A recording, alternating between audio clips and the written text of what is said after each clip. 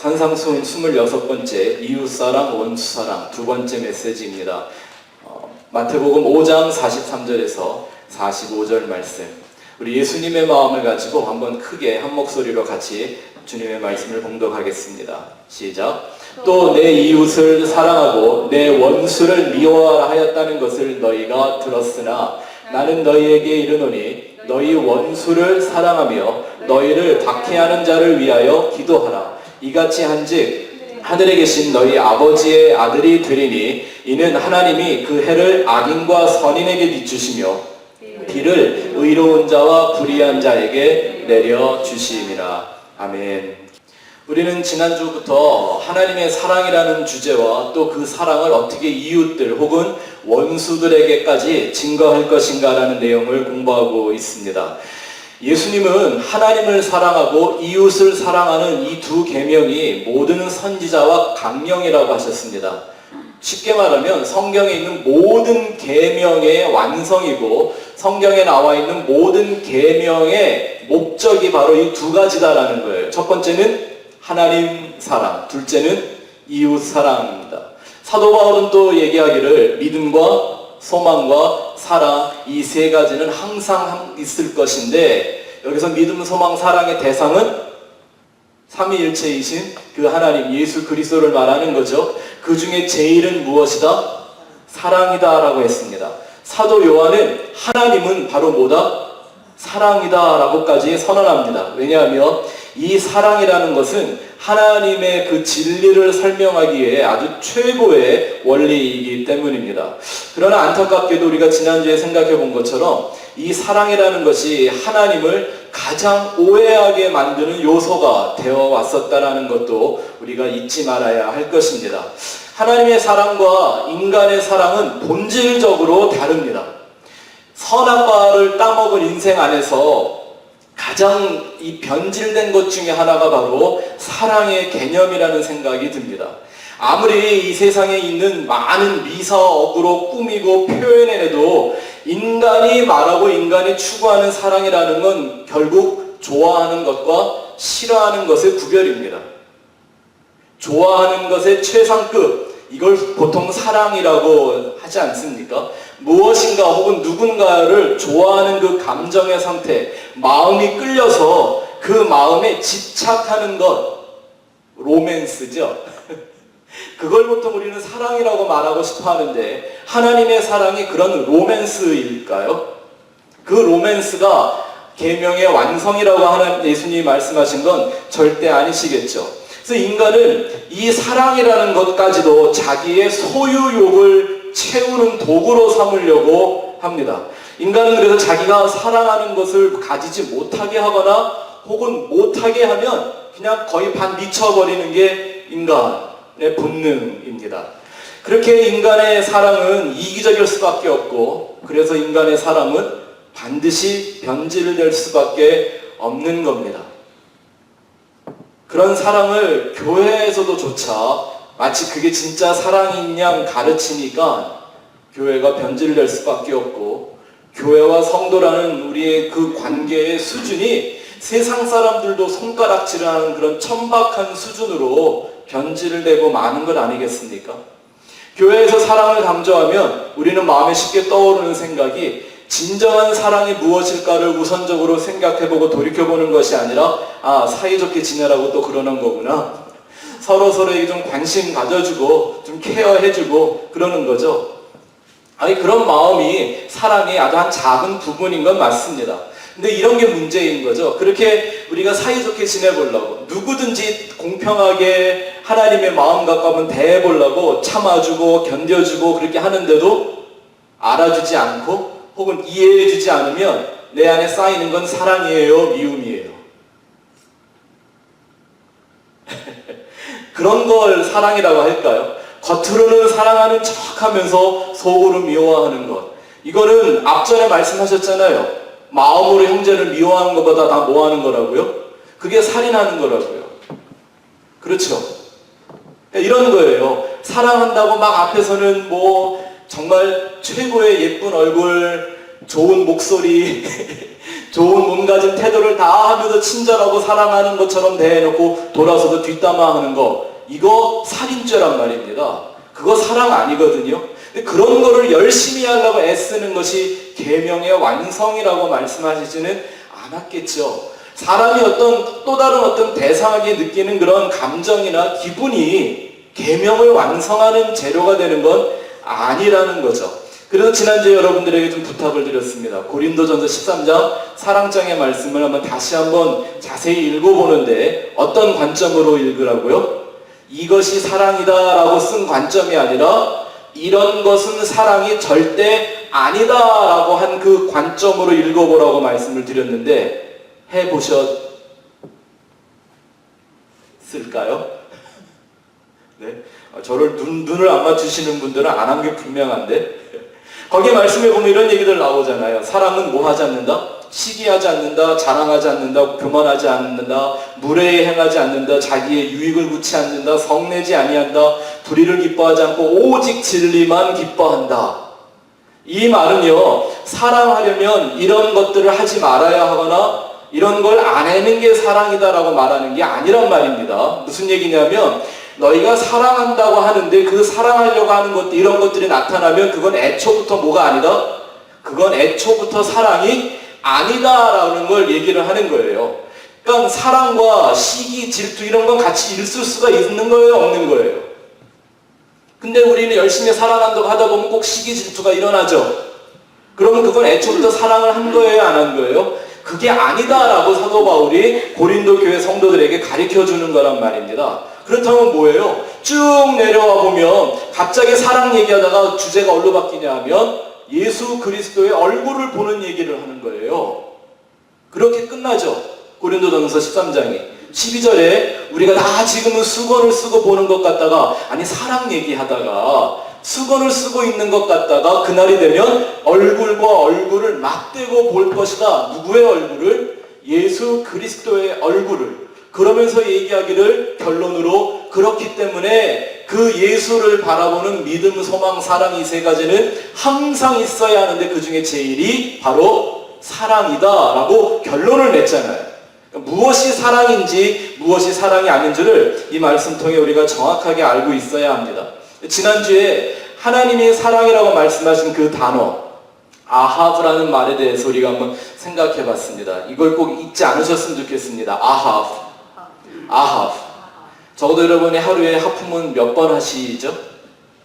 예, 벌써 오늘도 이 시간에만 2번 하신 분이 계시는데 아하브를 할 때마다 하품을 하실 때마다 꼭 하나님의 생각, 이 하나님의 사랑의 본질이 뭔지를 한번 여러분 마음으로 되새겨 보시기를 바랍니다. 아하브라는 말은 하나님이 준다, 하나님을 준다 이런 뜻을 담고 있는 단어라고 했죠. 근데 그 준다라는 하브라는 말도 풀어보면 어떤 거예요? 성전으로 본다, 성전이 되게 한다 이런 뜻이에요. 그러니까 아하브라는 말을 문자 그대로 풀이를 해주면 그 뜻은 오늘 여기 주보에 써있네요. 하나님의 성전으로 회복하기 위한 그 모든 것을 주는 것, 이거를 하나님의 사랑이라고 정의해 볼 수가 있습니다. 다시 한번 우리 한번 같이 읽어볼까요? 시작. 하나님의 성전으로 회복하기 위한 모든 것을 주는 것, 그게 바로 사랑입니다. 하나님의 성전으로 회복되기 위한 모든 것의 핵심은 또 뭔가요? 그건 우리가 종교생활 열심히 하는 게 아니라 바로 예수 그리스도와 그의 십자가가 우리로 성전되게 하시는 진리인 것을 우리가 지난주에 같이 한번 생각해 보았습니다. 우리가 출애굽기 18장에서도 이와 같은 얘기를 지금 다 같이 하고 있는데요. 참 좋습니다. 이게 성경에 우리 공부하는 내용들이 계속 같이 마치 체인 리액션처럼 이렇게 물려 들어가는데, 거기서 우리가 공부한 게 뭐냐면 이 관계, 성전으로서의 회복이 바로 창조의 목적이었다라는 것 우리가 같이 생각해 봤죠. 하나님이 우리를 하나님의 형상대로 하나님의 모양대로 창조했다는 말 자체가 우리를 성전 삼으시겠다라는 뜻이었습니다. 그것이 성전이라는 말이 우리가 멋지게 종교용어로 사용해서 그러지만 성경은 단순하게 이렇게 말하죠. 집. 어떤 집? 하나님이 사는 집. 그게 바로 성전입니다. 하나님은 우리를 당신이 살기 위한 집으로 만드셨고 우리를 당신을 담기 위한 그릇으로 우리를 창조하셨다는 거죠. 그것을 깨트린 인생에게 하나님이 다시 찾아와 그들을 성전으로 회복해내시는 그 모든 하나님의 열정, 그 열심, 그 은혜의 표현, 그 진리의 계시, 이 모든 것을 아합, 사랑이라고 하는 것입니다. 성전은 건물이나 종교의 개념이 아니라 하나님과 관계와 연합의 개념입니다. 거기다 밑줄을 그어놓으시기 바랍니다.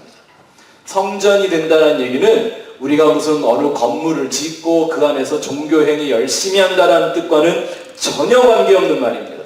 이것은 하나님과 관계하며 그 관계를 통하여 하나님과 연합되는 것을 말하죠. 아무리 화려한 건물을 짓고 종교적인 일을 많이 한다고 해도 그 안에 하나님이 계시지 아니하면 그건 돌무더기에 불과하다고 그랬습니다. 그 안에서 행해지고 있는 모든 종교의 행위는 오히려 하나님을 역겹게 만드는 우상 숭배에 불과하다고 구약의 선지자들은 경고를 했습니다. 예수님도 오셔서 그런 성전을 보고서는 다 허물어 버려라, 내가 다시 세워야 된다고 분노하며 소리치셨습니다. 그래서 예수님이 이 땅에 오셔서 하셨던 그 복음의 말씀엔 끊임없이 반복하는 말씀이 너희가 내 안에 거하고 내 말이, 내 진리가 너희 안에 거하면 뭘 얘기하시는 거예요? 우리를 성전 삼아 거하시기 원하는 그 일을 회복하기 위하여 이 땅에 오신 예수님을 말씀하시는 거죠. 그 연합을 위한 관계, 그것이 바로 우리를 사랑하는 하나님의 목적이라는 것입니다. 그것을 또한 우리는 구원이라고 말하는 거죠. 에베소서 2장에 이 얘기를 아주 잘 설명하고 있습니다. 에베소서 2장 19절부터 22절 한번 같이 크게 읽어볼까요? 이 말씀 굉장히 중요합니다. 우리 스펙트럼 교회 주보에 맨날 써있는 말씀인데 혹시 외우고 계시는가 모르겠습니다. 같이 읽어보죠. 시작. 그러므로 이제부터 너희는 외인도 아니요 나그네도 아니요 오직 성도들과 동일한 시민이요 하나님의 권속이라. 너희는 사도들과 선지자들의 터 위에 세우심을 입은 자라. 그리스도 예수께서 친히 모퉁이 돌이 되셨느니라. 그의 안에서 건물마다 서로 연결하여 주 안에서 성전이 되어가고 너희도 성령 안에서 하나님이 거하실 처소가 되기 위하여 그리스도 예수 안에서 함께 지어져 가느니라. 한번 따라해 보실래요? 성전이 되어가고 처소가 되기 위하여, 성전이 되어가고 처소가 되기 위하여, 성전이 되어가고 처소가 되기 위하여. 이게 바로 교회와 성도가 이 세상에 존재하는 목적이란 말입니다. 나 같은 인생이 어떻게 하나님의 성전 될 수 있겠습니까? 과연 하나님이 나라는 이런 사람 속에 거하신다라는 게 가능합니까? 그게 어떻게 가능할까요? 온 우주보다도 거하시고 거대하시고 누구도 가까이 가지 못할 그 빛에 거하신다는 하나님이 이 나처럼 더럽고 타락된 존재 안에 어떻게 들어와 살아 계시겠다고 하시는 거죠? 그 한 가지 가능성을 보여주신 분이 바로 예수님이십니다. 이 땅에 육신으로 오셨는데, 우리와 똑같은 육신을 입고 오셨는데 완전한 하나님의 성전으로 그 삶을 살아내신 예수님, 뭐라고 표현하죠? 말씀이 육신이 되어 라고 얘기하죠. 요한복음 1장 14절 읽어봅시다. 시작. 말씀이 육신이 되어 우리 가운데 거하심에 우리가 그의 영광을 보니 아버지의 독생자의 영광이요 은혜와 진리가 충만하더라. 아멘. 그러니 육신 안에 하나님이 거하셔서 우리의 몸을 성전 삼으시는 그 하나님의 일은 뭐로만 가능할까요? 내가 하나님의 성전으로 처소로 지어져 가는 것은 내 안에 뭐가 있을 때 그 말씀이 우리 안에 거하시는 것을 의미하는 거죠. 은혜는 성전 되어가는 삶, 예수 그리스도 안에서 처소가 되어가는 삶이라는 건 곧 예수의 은혜와 진리를 알아가는 삶이라고 말해도 그 의미가 같은 것이겠죠. 아멘. 요한복음 14장 16절 17절 읽어보시겠습니다. 시작. 내가 아버지께 구하겠으니 그가 또 다른 보혜사를 너희에게 주사 영원토록 너희와 함께 있게 하리니, 이 말은 우리가 영원히 하나님의 뭐가 된다? 성전이 된다라는 말입니다. 그 다음 시작. 그는 진리의 영이라 세상은 능히 그를 받지 못하나니 이는 그를 보지도 못하고 알지도 못함이라. 그러나 너희는 그를 아나니 그는 너희와 함께 거하심이요 또 너희 속에 계시겠음이라. 아멘. 진리의 영이 내 안에 들어오셔서 나와 함께 하시는 그것이 바로 성전 되어가는 것이고, 그 일을 이루시는 것을 우리는 하나님의 사랑이라고 얘기한다고 우리가 지난주에 생각해 보았습니다. 이게 너무 중요하기 때문에 사실 우리가 공부해야 될 주제는요, 이웃과 원수에 대한 게 아니에요. 이웃과 원수라는 거 알면 뭐예요? 잘못된 사랑을 주면 그게 살리는 게 아니라 죽이는 건데, 그죠? 이웃과 원수가 누구냐는 걸 알기 이전에 우리 마음속에 하나님의 사랑이 뭔가, 내가 받아야 되는 그 사랑이 뭐고, 내가 또한 나누어 줘야 되는 사랑이 뭔지를 이렇게 정확하게 알아야만 우리는 계명의 완성이라고 하는 하나님 사랑, 이웃 사랑을 온전히 이루어낼 수가 있는 것입니다. 오늘날 하나님을 마음에 모시고 산다는 사람들은 많죠. 참 많습니다. 아마 이 시간 교회를 가서 예배를 드리고 있는 많은 그 모든 사람들은 다 나름대로 하나님을 마음에 모시고 산다고 할 것입니다. 그러나 하나님의 정확한 은혜와 진리를 모르거나 혹은 그 진리를 외면하면서 그냥 마음에 하나님을 모신다고 한다면 그것을 자의적 숭배라고 말하는 것입니다. 그렇게 진리를 벗어나고 관역을 빗나가고 궤도를 벗어난 그 상태를 성경은 죄라고 말합니다. 오늘날 이 기독교가 어떻게 된 것이 도덕적이며 윤리적이며 어떤 양심적인 죄에 대해서는 부담도 죄책감도 정죄감도 느껴서 그런 죄는 뭐 용서도 구하기도 하고 부끄러워할 줄을 다 아는데, 정작 그거보다 더 큰 본질적인 죄인 하나님을 잘 모르는 것에 대한, 혹은 하나님을 잘못 알고 있는 것에 대해서는 죄의식을 갖지 않는 것 같아요. 어느 게 더 위험하죠? 어느 게 더 큰 문제죠? 어느 죄를 정말 더 빨리 용서받아야 하는 걸까요? 하나님을 바로 아는 것이죠. 여러분들이 성경 공부를 저와 하다가 이런 말씀을 할 때마다 제 마음속에 감사가 있습니다. 아, 목사님, 내가 지금까지 여태 참 잘못 알고 있었군요. 하나님은 이런 분이고, 이 말씀의 뜻은, 그 하나님의 진의는 바로 이런 거군요 하고 본질을 깨닫는 여러분들의 모습을 볼 때 제 안에서는 정말 놀라운 감사가 있는 겁니다. 왜냐하면 그것이 예수님이 이 땅에 오셔서 하신 일이거든요. 오늘 말씀에도 보면 이 43장에서 45절까지의 그 말씀이 예수님이 또 한 번 그와 같은 작업을 하고 있는 것입니다. 그 당시 바리새인들의 그 그릇된 가르침을 지적하며 그 변질된 뜻을 하나님의 진리로 바로잡는 일을 하고 있는 겁니다. 이 말씀 또한 우리가 단순히 그냥 이렇게 이웃 사랑하고 원수도 사랑해야 되는구나 라고 이해하셨지만, 이 말씀은 예수님이 바리새인들과 서기관들을 향한 선전포고요, 아주 먼저 선공을 날리신, 직격탄을 날리시는 것 같은 그런 놀라운 선언입니다. 이 한 절의 말씀으로 바리새인들과 사두개인들의 그 감추어진 정체를 다 드러내고 폭로하시는 거죠. 자, 다시 한번 말씀으로 돌아가 43절, 44절을 읽어볼까요? 같이 읽어보겠습니다. 시작. 또 내 이웃을 사랑하고 내 원수를 미워하라 하였다는 것을 너희가 들었으나, 이 말은 뭐죠? 지금까지는 너희가 계속 듣고 배워오기를 어떻게 했다? 이웃은 사랑하고 원수는 미워하라고 들었었지 라고, 또 혹은 그렇게 가리켰었지 라고 주님이 좀 운을 띄우시는 겁니다. 근데 다음 말씀하시는 게 44절 시작. 나는 너희에게 이르노니 너희 원수를 사랑하며 너희를 박해하는 자를 위하여 기도하라. 이 이웃사랑이라는 계명은 하나님이 이미 광야 시대에 이스라엘에게 주셨던 그 계명 중에 하나죠. 이 계명을 인용한 구절이 바로 레위기 19장 18절의 말씀입니다. 한번 돌아가서 볼까요? 하나님이 이 계명을 주실 때 어떻게 주셨는지 정확하게 봐야 합니다. 같이 읽어보죠. 시작. 원수를 갚으라 갚지 말라. 미워해라 미워하지 마라. 뭐 그런 말이 하나도 없네요. 여긴 그죠? 읽어볼까요? 다시 한번 시작부터 시작. 원수를 갚지 말며 동포를 원망하지 말며 내 이웃 사랑하기를 내 자신과 같이 사랑하라. 나는 여호와니라. 아니 어디 내 원수를 미워하라는 말이 있나요?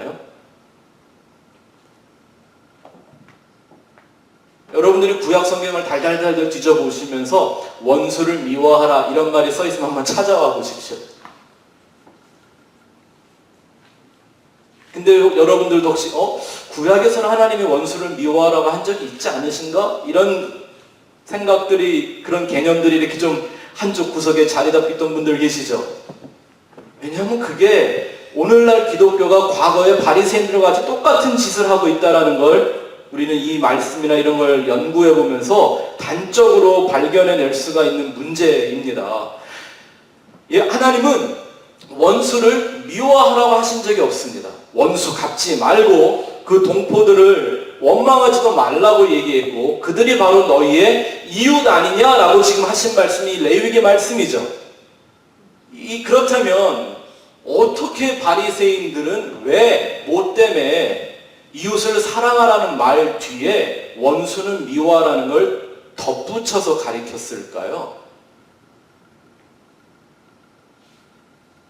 이 바리새인들과 서기관들이요, 왜 자기 마음대로 이런 얘기를 성경 구절에 끼워놓고 마치 그것이 하나님에게서 온 것이냐 가르쳤을까요?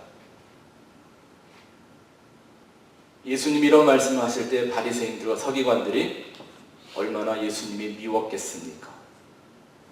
그 율법주의자들은요, 이 하나님의 사랑이라는 말씀도 자기들의 이득을 위해서 이기적으로 해석을 해내면서 사랑할 대상과 사랑하지 않아도 되는 대상을 구별하려고 했던 겁니다.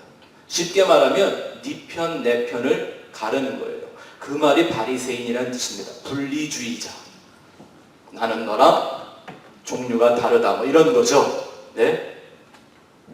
이웃과 원수라는 개념을 집어넣고 이웃과 원수를 나누어서 자기들의 교훈을 따라오면 이웃이고 그렇지 않으면 원수로 삼는 겁니다. 그러니까 그 말은 뭐냐면 하나님의 사랑의 이유와 목적이 뭔지는 상관하지 않고 자기 안에서 꿈틀대고 있는 그 육신적인 정욕이 만들어내는 로맨스를 할 수 있는 개념으로 재해석을 해놔버린 거죠.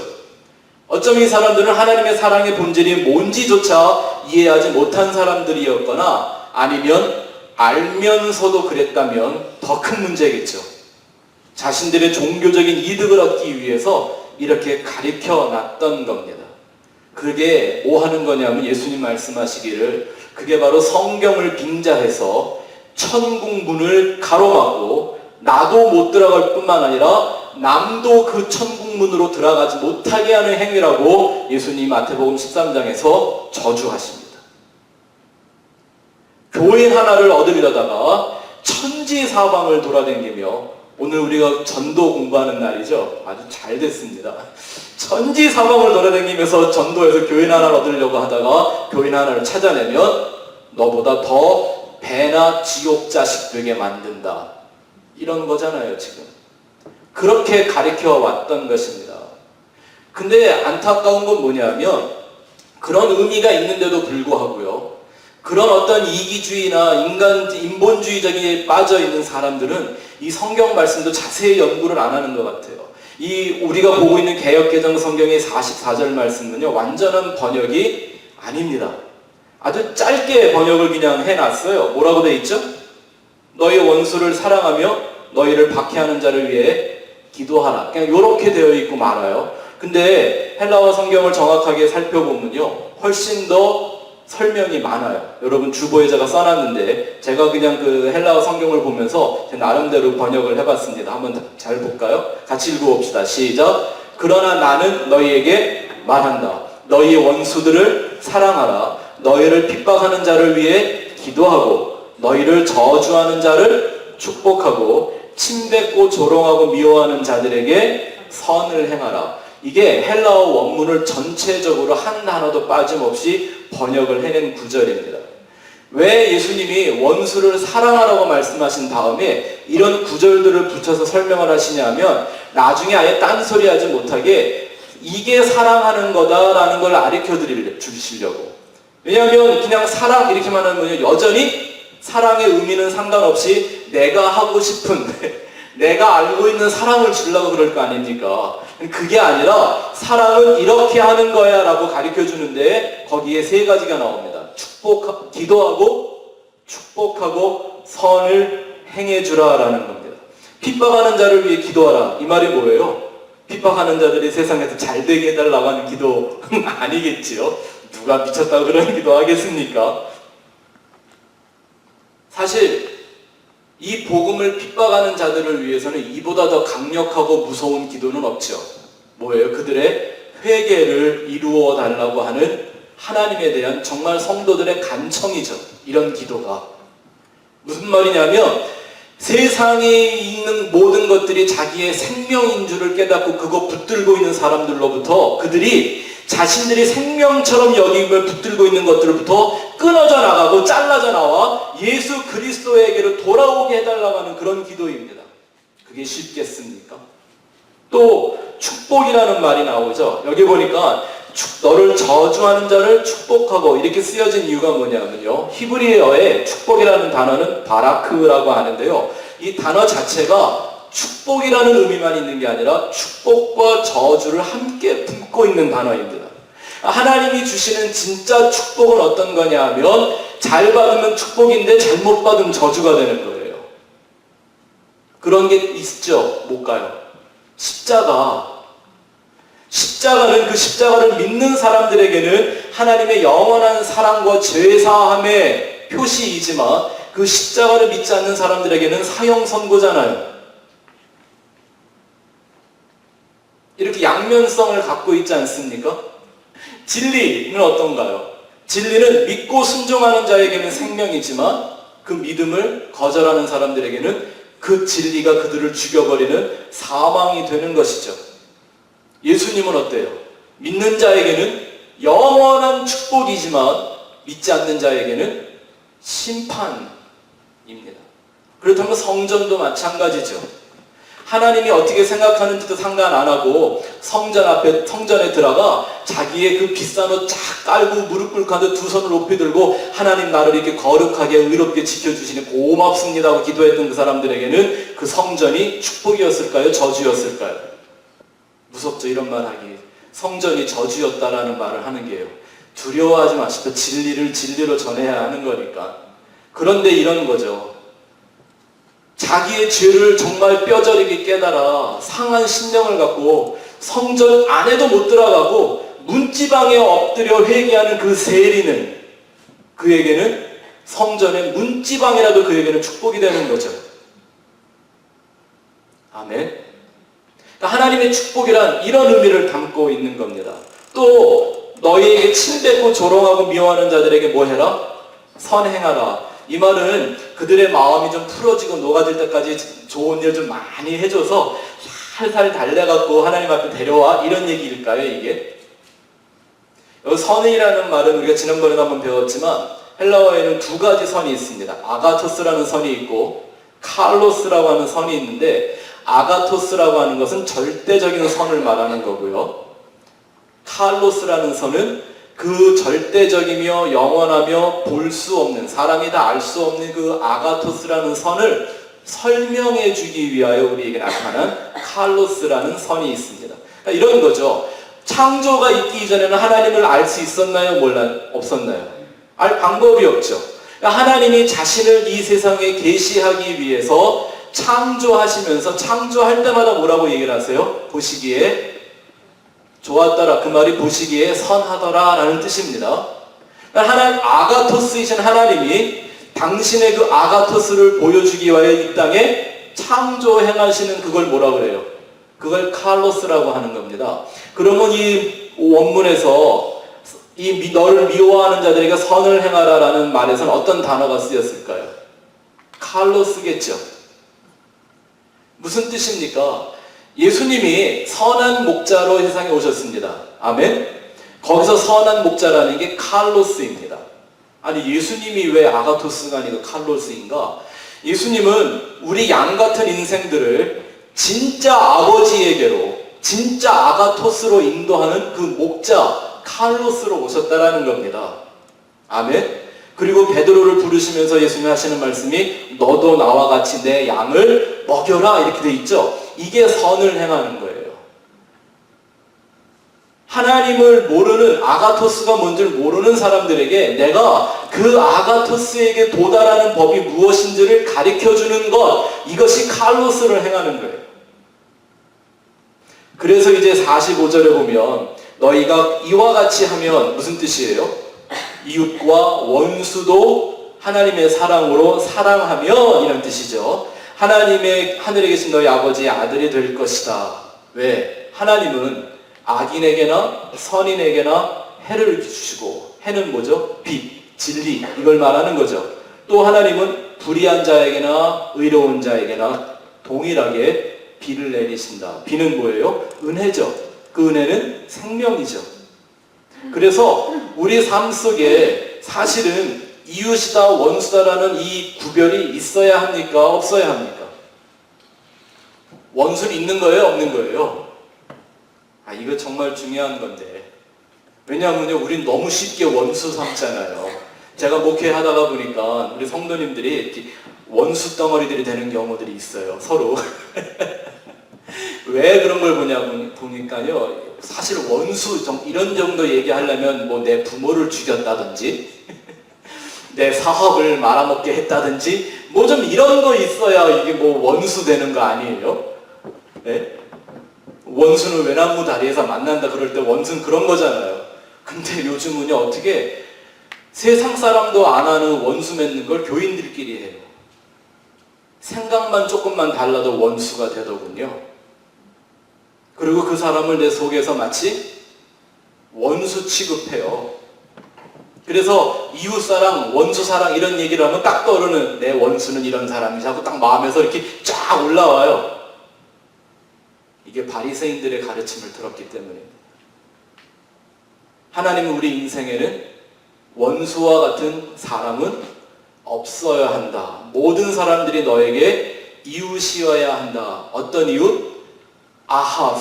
그 하나님의 사랑을 내가 받은 대로 전달해 주는 이웃이 되어야 한다는 말씀을 지금 이 얘기가 하고 있는 거죠. 자, 그러면 이제 B로 넘어가서 성경이 제시하는, 우리가 그 아하브를 전달해주는, 하나님의 사랑을 흘려줘야 될, 성전으로 회복해줘야 될 이웃과 원수라는 개념이 뭔지 한번 생각해보죠. 이게 사실은요, 상당히 복잡한 얘기입니다. 이웃과 원수요. 그러니까 여러분들이 조금 정신을 더 바짝 차리고 이 말씀을 들어야 합니다. 자, 그렇다면 우리가 성경이 제시하는 이웃과 원수에 대한 얘기를 하는데요, 이걸 분명히 이 개념을 우리가 이해해야 내가 계명의 모든 계명의 완성이라고 할 수 있는 이웃사랑, 원수까지도의 사랑을 해낼 수가 있어요. 그리고 5장의 마지막 말씀, 이렇게 아버지가 온전하듯 너희도 온전해라. 우리가 어떻게 하나님처럼 온전해질 수 있겠어요? 그런데 그 온전함의 기준을 주신 게 바로 이 말씀이기 때문에 제가 이렇게 힘을 주어 좀 말씀을 드리는 겁니다. 첫 번째, 1번에 한번 가서 보세요. 성경이 말하는 이웃이란 히브리 말로 레아라고 합니다. 레아. 이 말을요, 문자 그대로 얘기를 하면 머리가 보이는 거예요. The head you can see. 내 눈에 누군가의 머리가 보이면 그 사람은 다 내 이웃이라는 거예요. 쉽게 말하면 내 눈에 보이는 모든 사람들은 다 뭐다? 너의 이웃이다라는 말씀의 뜻으로 주신 겁니다. 안 보이는 사람 있습니까? 보면 다 보이죠. 근데 이런 사람들이 있을 거예요. 아니, 목사님, 안 보이는 사람들도 좀 있지 않나요? 이렇게 눈에 안 들어오는 사람들? 요런 생각할까봐 예수님이 하신 말씀이, 그러지 말고 눈을 들어서 좀 볼래? 눈을 들어서 보면 다 그들이 익어서 낫을 기다리는 곡식처럼 보인다라는 거예요. 그게 다 누구이기 때문에? 그들이 이웃이기 때문인 것입니다. 그 이웃을 뭐 해라? 사랑해라. 사랑이라는 말을 여기서 우리가 지난주에 헬라어 4가지의 단어를 생각해 봤죠. 여기서 사용한 사랑이라는 단어는 아가페라는 사랑입니다. 아가페는 어떤 사랑? 무조건적인 사랑이라면서요. 그런데 여러분, 무조건적인 사랑 아가페를 이렇게 이해하시면 안 됩니다. 내가 뭘 줬어도 난 대가를 안 받아도 괜찮아. 이게 무조건적인 사랑 아니라니까요. 아가페 사랑, 무조건적인 사랑이라는 게 말하는 건 그 사람이 어떤 사람이든지 조건을 따지지 말고 하라는 거예요. 그게 아가페 사랑이에요. 네? 내가 좀 호의를 베풀고 사랑을 베푸는데 그 사람이 이해 안 해주고 나한테 뭔가 감사의 그 표시를 안 해줘도 난 된다, 뭐 이런 자기 의식이 아니라 상대가 누구든지 할 것 없이 그가 이웃이든 원수이든 가리지 말고 하나님이 악인에게 선인에게 해를 비추고 의인에게 불의에게 비를 주시는 것처럼 조건 없이 이 성전이 되게 하는 사랑을 공급해 주라고 하신 말씀이 바로 이 아가페의 사랑입니다. 한 영혼이라도 더 구원하기 원하시는 예수님의 마음이 이 안에 담겨 있는 것이죠. 성경에 우리는 또 성경이 말하고 있는 원수를 좀 봐야 하는데, 성경은 원수를 크게 2가지로 나눠놓고 설명을 합니다. 하나는 사랑의 대상이 될 수 없는 원수입니다. 누굴까요? 원수 마귀죠. 마귀, 사단. 그 원수는 우리가 사랑하면 돼야 안 돼요. 이 원수는 언제부터 생겼죠? 어디에 처음 나와요? 에덴 동산에 나오잖아요. 그 뱀이 하와를 꼬셔서, 그쵸? 하나님이 얘기하지 않습니까? 여자와 뱀은 영원토록 뭐가 된다? 서로 원수가 된다. 그 원수는 사랑하면 돼야 안 돼요. 이 원수는 사랑하면 안 되는 대상입니다. 근데 반면에 사랑을 주어야 하는 원수들이 나옵니다. 예? 내 이웃들, 나와 함께 살아가는 하나님의 그 구원이 필요한 모든 사람들, 혹은 내 마음에 들던 안 맞던, 내 뜻과 같던 안 같던, 나와 인생의 삶의 질이 같던 틀리던 할 것에 상관없이 우리가 하나님의 사랑을 흘려보내줘야 되는 그 원수들 말입니다. 모든 사람을 뜻하는 거죠. 모든 사람. 예루살렘과 유다와 사마리아와 땅 끝까지 이르러 복음을 전하라고 했습니다. 너희는 온 천하에 다니면서 복음을 전하라고 했습니다. 이 세상의 모든 사람들이에요. 근데 아직은 그 사람들이 우리의 이웃이에요, 원수예요? 나와 함께 이 복음의 길, 생명의 길, 십자가의 길을 가지 않는 사람들은 이웃이에요, 원수예요? 아직 원수이잖아요. 나한테 원수라기보다는 누구에게 원수인 거예요?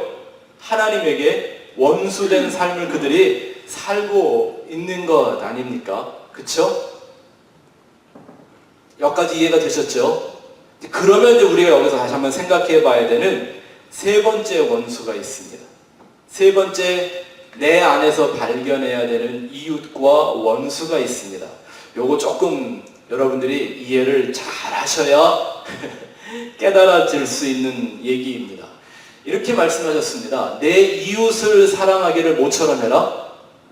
내 몸같이, 혹은 내 자신과 같이 사랑해라.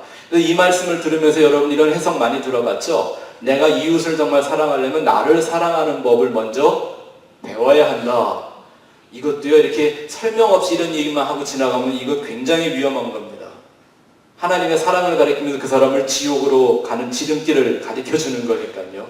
또 우리가 분명히 이웃을 사랑하기 전에 내가 먼저 배워내야 될 얘기가 있는데, 그것이 바로 내 안에 있는 이웃과 원수를 구별해서 그 이웃과 원수를 사랑하는 걸 해봐야 합니다. 그래야 내가 어떻게 내 이웃들에게, 내 밖에 있는 이웃들에게, 혹은 그가 원수 덩어리 같아도 사랑할 수 있는지를 우리가 알 수가 있죠. 성경은 우리가 예수를 믿는 그 순간, 물과 성령으로 거듭나 예수 그리스도와 하나가 되고 성령이 내 안에 거하시는 그 순간 나는 둘로 나누어진다고 얘기합니다. 옛사람과 새사람, 옛 속성과 새로운 속성, 육의 사람, 영의 사람, 땅을 바라보는 육신의 정욕과 하나님을 바라보는 성령의 소욕이 우리 안에 둘이 따로 존재한다고 얘기합니다. 그럼 이렇게 한번 생각해 보시면 좋겠죠. 내가 예수 믿고 새 사람이 내 안에서 움직이고 있는데 아직도 살아있는데 옛사람은 뭐와 같은 걸까요? 나에게 원수 같은 존재죠. 네? 그 자기 안에 있는 그 옛사람, 육신의 사람, 그 땅의 정욕에 묶여있는 그 사람이 나의 원수인 줄을 깨달아 하는 고백이 내가 바로 그 죄인의 괴수다라는 거 아닙니까? 남이 아니고 내가. 네? 이 사망의 몸에서 누가 나를 좀 건져내 주랴. 뭘 받기 때문에? 정말 내가 미워해야 되는 원수와 같은 옛사람을 내 안에서 알았기 때문에. 그런데 그건 내가 새 사람의 입장에서 바라볼 때 원수인 것이고요. 이걸 좀 반대로 입장을 바꾸면 내가 옛사람의 모습에서 내 안에서 하나님이 만들어 가고 계신 그 새 사람을 바라볼 때는 뭐가 되어야 하는 거죠? 그것이 사랑해야 되는, 사랑을 줘야 되는 이웃이 되는 거죠. 내가 어느 자리에 어느 입장에 서느냐에 따라 나라는 존재가 한편으로는 이웃도 될 수 있고 원수도 될 수 있단 말입니다. 그래서 나는 끊임없이 이웃을 사랑하는 존재가 되어야 돼요. 뭐예요? 내 안에 들어오셔서 성령으로 나를 새로운 사람 되게 만드는, 아들의 형상으로 만들어 가시는, 하나님의 성전으로 회복하게 가고 있으신 그 성령과 연합된 나의 새 속성, 새 사람, 그를 이웃 삼아서 우린 정말 사랑해야 돼요. 사랑한다는 말이 뭐라 그랬죠? 너 이쁘다, 착하다, 요거 하라는 게 아니라 뭐 하는 것? 성전되기 위한 그 진리를 계속 공급해 주라는 거라는 거니까요. 내가 그걸 내 안에서 해낼 줄 알아야 내가 내 이웃에게 그 같은 사랑을 흘려주죠. 아멘. 하나님에게 내가 그 사랑을 내 안에 받아서 누리고 있어야 그것이 또 그 같은 삶을 살아가는 성도들에게 주어진다라는 것입니다. 맞습니까? 로마서 8장 7절을 한번 읽어보자. 시작.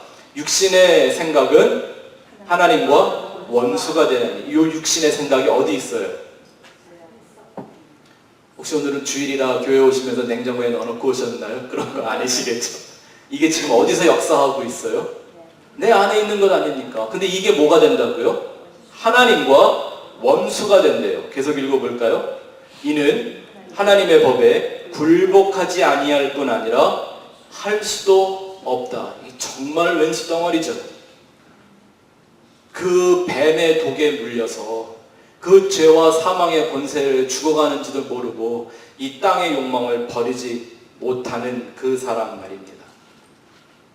골로새서 1장 19절 22절을 한번 같이 가서 볼까요? 뭐라고 하고 계시는가? 시작. 아버지께서는 모든 충만으로 예수 안에 거하게 하시고 그의 십자가의 피로 화평을 이루사 만물 곧 땅에 있는 것들이나 하늘에 있는 것들이 그로 말미암아 자기와 화목하게 되기를 기뻐하시니라.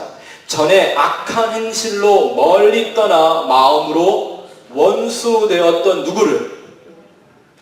나를, 그죠?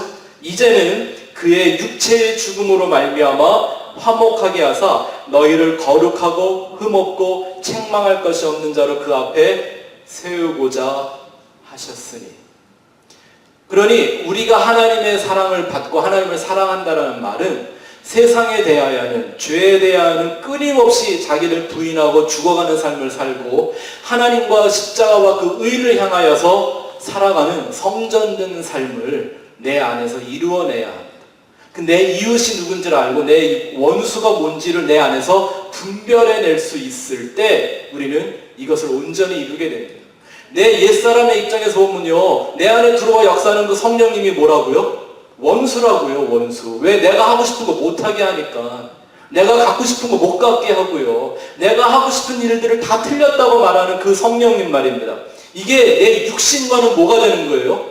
원수이죠. 그 원수는 사랑해야 돼요? 미워해야 돼요? 온 마음과 뜻과 정성을 다하여 생명 바쳐 사랑해야죠. 아멘. 자, 이 진리를 설명해 주시려고 예수님이 던져놓으신 아주 유명한 비유의 말씀이 있습니다. 우리가 보통 성경에는 없는 단어까지 붙여서 제목을 쓰는 그 비유의 말씀, 선한 사마리아인의 비유입니다. 선한 사마리아인 그 선하단 말이 있어요, 없어요? 없어요. 그냥 사마리아인인데 이걸 그냥 우리가 좀 예수 믿는 사람들로서 좀 좋은 일, 착한 일, 선한 일 좀 많이 하며 살자. 뭐 고통받는 우리 이웃들 외면하지 말자. 이런 뜻으로 사용하느라고 성경에도 없는 선한이라는 말을 붙여놨는데 한번 이 비유를 잘 한번 들어보시기를 바랍니다. 이 비유가 어떻게 시작된 건지 아시죠? 어느 한 율법사가 예수님을 시험하려고 찾아왔다라는 겁니다. 상황이. 그때 예수 하는 말이 뭐냐면 예수님한테 이렇게 물어봅니다. 내가 무엇을 하면 영생을 얻겠습니까? 뭐 하려고 물어봤다고요? 예수님 시험하려고. 정말 영생을 얻고 싶어서가 아니라 예수님 시험하려고. 예수님이 그랬어요. 그러면 율법에 뭐라고 써 있느냐라고 물어봤더니 이 사람이 대답을 합니다. 아, 그것은 하나님을 사랑하고 이웃을 사랑하라고 하는 것입니다. 근데 이 사람이 말 안 하는 게 있죠. 왜냐하면 율법사들은 뭐라고 가르쳐 왔었다고요? 하나님도 사랑하고 이웃도 사랑하는데 원수는 미워하라고 가르쳐 왔다고 그랬잖아요. 그러니까 지금 이 사람이 예수님한테 와서 시비를 거는 까닭이 뭐예요? 원수도 사랑하라고 그러니까. 근데 정작 예수님 앞에 와서 예수님이 질문을 하고 뭐라고 생각하냐 이 말이 아니라 뭐라고 써 있냐 그러니까 이 말을 할 수 있어요, 없어요? 원수를 사랑하라, 미워하라. 하지는 못하는 거예요. 그러니까 정확하게 대답을 하죠. 하나님 사랑하고 이웃을 사랑하라고 그랬습니다. 예수님이 그래 그럼 가서 그대로 해. 그렇게 행하라.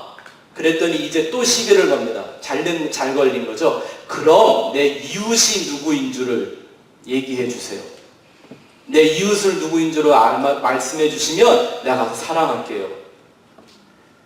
그때 예수님의 비유가 이 사마리아인의 비유입니다.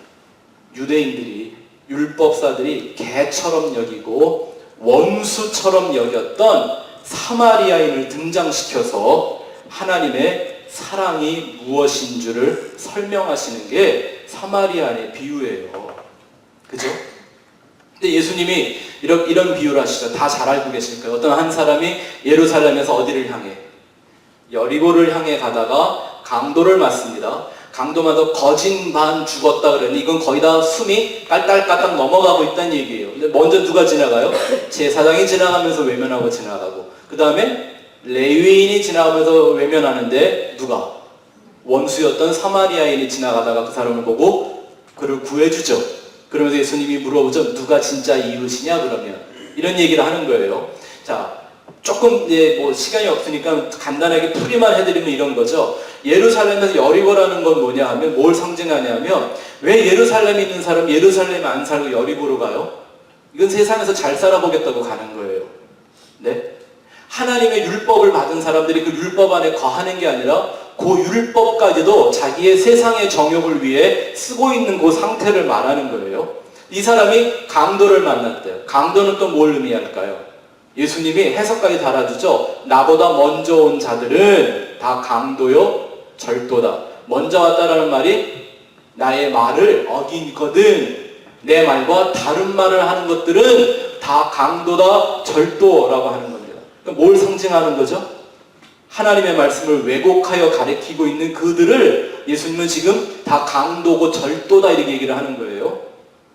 그러니 그때 그 강도 만난 자를 지나가는 참 안타깝습니다. 요즘 다 교회 안에 강도 만난 사람들이 많아서 제사장, 레위 이거 뭘 의미하는 겁니까? 종교와 율법과 형식을 의미하는 것들이잖아요. 다 지나가 버려요. 근데 그때 누가? 왜 제사장과 레위인들은 지나갈 수밖에 없었냐면 그들의 만든 율법 중에는요 시체를 만지면 안 된다는 게 있었거든요.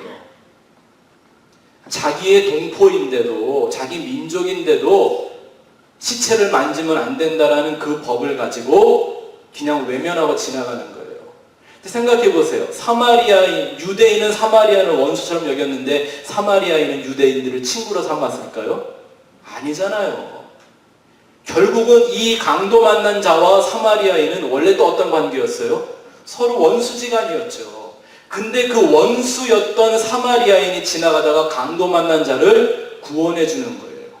그리고 그에게 자기가 있는 모든 걸 내어주면서 기름도 부어주고 포도주도 흘려주면서 그를 살려내는 얘기예요. 그러니 여기서 말하는 이 선한 사마리아인은 누구를 의미하는 걸까요?